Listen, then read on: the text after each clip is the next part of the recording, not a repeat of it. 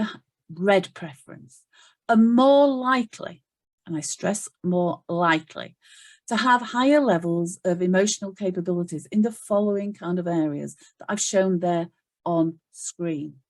And as I said, it's important to be aware these are not set in stone, they're generalisms, which should be used as that starting point in identifying an individual's area of higher skill levels.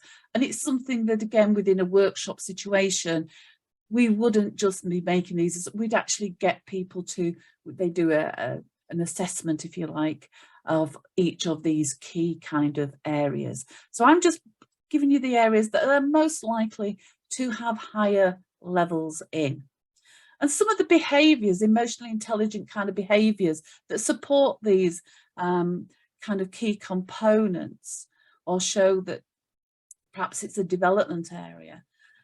People with the red preference tend to be quite realistic in their self-assessment of their abilities to achieve and to motivate, but they're often not aware of the moods and the emotional variations. They're possibly not aware of the kind of the reactions of other people, the impact, the effect they're having on other people. They have relatively low impulse control, and that can result in quite kind of spontaneous outbursts and reactions. They often find it quite hard to give themselves permission to switch off and relax. They can become quite emotionally charged with any kind of, when there's lack of achievement, when people seem to be wasting time, wasting resources, messing around. They're highly independent, should I say, driven to kind of excel, to quickly master new challenges. They get satisfaction from engaging in complex problem solving, and where their competencies are really going to be kind of challenged and seen and recognized by others. Very self-sufficient, persistent, bounce back quickly, very confident in their ability that they've got what it takes to rise to a challenge, to deliver change. Less comfortable though when it comes to those emotional situations and feelings, might not show that sensitivity to others. They can be highly selective in where to invest their energy when it comes to relationship building. Competitive, focused on achievement. Yeah, can demonstrate tolerance towards people who they perceive as being competent, but can struggle with people that they don't perceive as being competent. And competent is measured in the red world as how good somebody is at delivering the result.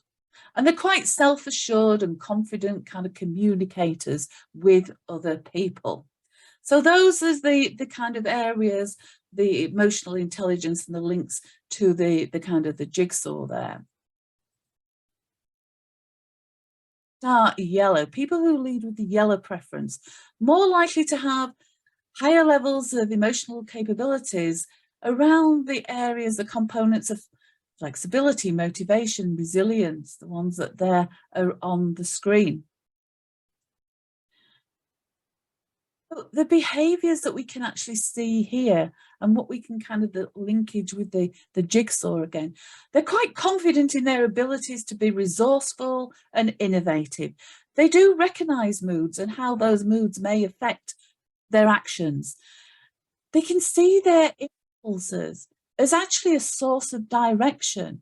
They recognise they can be a distraction, but actually to them having that, being able to have that kind of spontaneity, that impulsive kind of response actually can be a source of direction for them. For them, they're in danger of losing control when other people tend to be quite critical towards them, when they don't feel appreciated, when they perhaps feel isolated, rejected or overlooked in some way. They like variety and possibility. They're open to whatever emerges so long as their personal values are respected throughout. They're motivated by opportunities for growth and innovation. They're quite resourceful when confronted with challenge. They use their social networks as to kind of a coping strategy for their well-being. They're quite energetic, innovative, problem solvers. Their enthusiasm tends to increase the more involved they are. Very at ease socially. And they use that kind of their influence, they persuade people through their relationships and their willingness to share their innovation and their ideas. And they're quite collaborative when it comes to motivating people, when it comes to leading other people. They like to kind of collaborate other people into kind of moving them towards action. To our green preference. So the areas that somebody with a higher green preference, the areas of emotional intelligence, their components there, likely to be higher in the self-awareness, regulation, again, the areas that we can see on the screen. And if we just look at some of their behaviours, well, they're quite realistic about the assessment of their own moods and emotions and the moods and emotions of others, actually. They're attuned to the emotional energy and they know how to redirect impulses, their own impulses, so they can help other people. They actually get quite a lot of emotional satisfaction from just being in quiet, what they perceive to be comfortable, supportive environments. They pursue harmony, they seek out harmony with other people. They're very good at bouncing back by renewing their focus on their values and their beliefs. They come back to their values and beliefs as a way of kind of building their resilience, bouncing back from adversity. They actually enjoy spending time with one or two close friends. And again, often that is one of their coping strategies. Very perceptive of feelings and emotions of others. They show their empathy easily. They build quite cooperative, collaborative relationships. And they really value individuals. And they work to ensure that kind of they support more than any kind of criticism. Very selective about what social occasions they attend. And they show their tolerance with a whole range of people. Very tolerant, understanding, empathetic is some of their high kind of emotional intelligence qualities. So back to our blue preference, and people with the blue preference are more likely to have higher levels of emotional intelligence in the areas again shown on screen. And those behaviors that kind of play out in these areas are, they've got confidence about their own perceptions of that they believe their own perceptions are very realistic and that their ideas are very logical. They're often unaware of the impact that their behavior can have on other people. They focus much more on tasks rather than emotions and feelings. They're often quite detached and they kind of almost experience the situation as an onlooker because they kind of tend to step back from a situation, remain detached from a situation, whilst they're making sense of what's going on and the information that's available.